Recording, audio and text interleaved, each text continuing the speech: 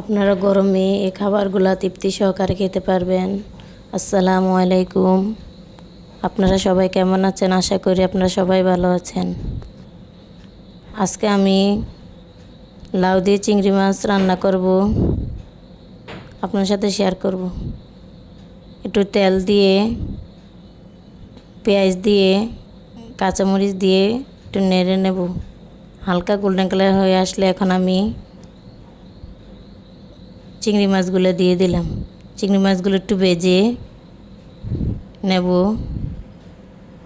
কেন আমার চিংড়ি মাছগুলো কাঁচা, একটু ভেজে নিলে কাঁচা যে গন্ধটা ওটা থাকবে না। তেলের সাথে একটু ভেজে তারপর আমি একটু হলুদের গুঁড়া, একটু ধনিয়ার গুঁড়া, একটু জিরার গুঁড়া দিয়ে দিলাম। আমি এখানে মরিচের গুঁড়া দিই না, এখানে আমি কাঁচামরিচ দিয়েছি এই জন্য। সবগুলা মশলা দিয়ে এখন আমি লবণ দিয়ে দিলাম, একটু পানি দিয়ে মশলাগুলো কষিয়ে নেব।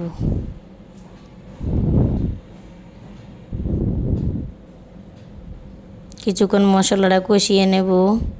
এখন আমার মশলাটা কষিয়ে নেওয়া হয়ে গেছে, এখন আমি লাউগুলা দিয়ে দিব।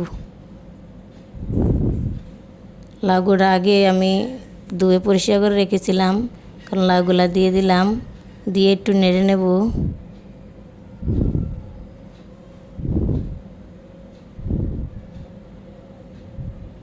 নেড়ে ঢাকনা দিয়ে ডেকে দেব। ঢাকনা দিয়ে ডেকে কষিয়ে নেব। আমি ঢাকনা উল্টে কয়েকবার নেড়ে দিয়েছিলাম যেমন নিচে না লেগে যায়। লাউ থেকে অনেক পানি বের হয়েছে, এই জন্য নিচে লাগে না।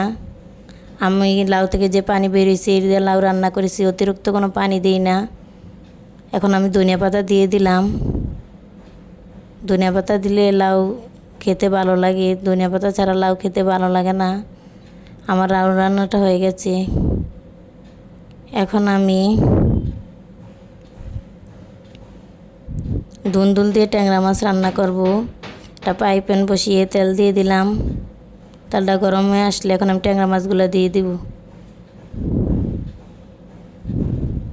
ট্যাংরা মাছগুলো ভেজে নেব। ট্যাংরা মাছগুলো আমার ভাজা হয়ে গেছে, এখন উঠিয়ে নিলাম। একটা কড়াই বসিয়ে এখানে পেঁয়াজ, তেল দিয়ে দিলাম। পেঁয়াজ আর তেল একটু ভেজে নিলাম।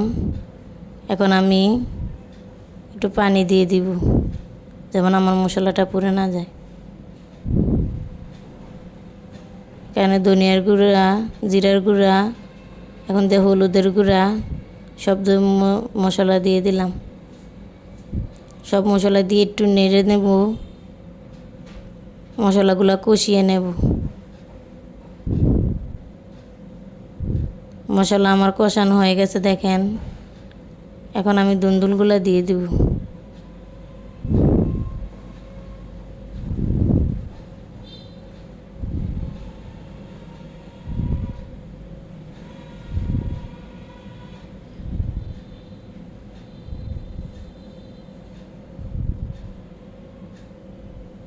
এখন ঢাকনা দিয়ে ডেকে দেব।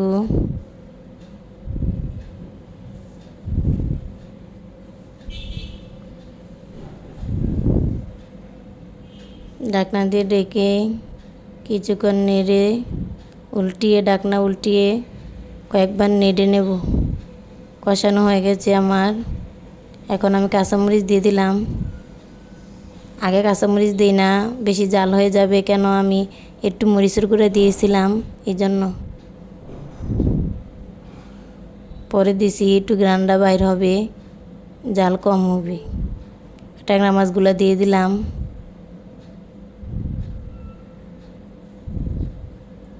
এখন ট্যাংরা মাছগুলো দিয়ে একটু নেড়ে ধনিয়া পাতা দিয়ে দেব।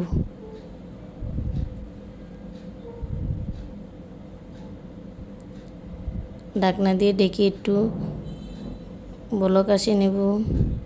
দেখেন আমার রান্নাটা হয়ে গেছে। আর ধুন্দুল তরকারি, লাউ তরকারি আমার একটু মিষ্টি মিষ্টি হলে ভালো লাগে, ঝাল হলে ভালো লাগে না খেতে। দেখেন কীরকম হয়েছে। এখন আমি করলা ভাজি করব। পাইপেন বসিয়ে তেল দিয়ে দিলাম, পেঁয়াজ রসুন কুচি দিয়ে দিলাম। এগুলো একটু ভেজে নেব।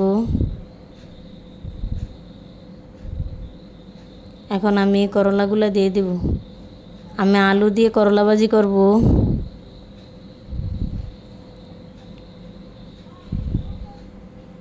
এখন আমি মরিচ দিয়ে দিলাম, 2টা মরিচ ভেঙে দিয়ে দিছি, যেমন জাল না হয়।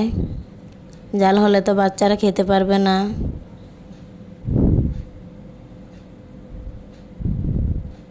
একটু হলুদ দিয়ে দিব, একটু লবণ দিয়ে দিব, দিয়ে করলা ভাজিটা আমি করে নেব। দিয়ে নেড়ে ঢাকনা দিয়ে ঢেকে দিলাম। আমার করলা ভাজি করা হয়ে গেছে। দেখেন কীরকম হয়েছে। রান্নাবান্না শেষ করে বাচ্চাদেরকে আম কেটে দিলাম খাওয়ার জন্য। আর এই বিপাকে আমি সব কাজগুলো করে নিলাম। বিকালে ওদেরকে মোমো দিলাম বানিয়ে খাওয়ার জন্য। আমাদের চ্যানেলটা ভালো লাগলে সাবস্ক্রাইব করবেন, লাইক করবেন। সবাই ভালো থাকবেন, সুস্থ থাকবেন। আল্লাহ হাফেজ।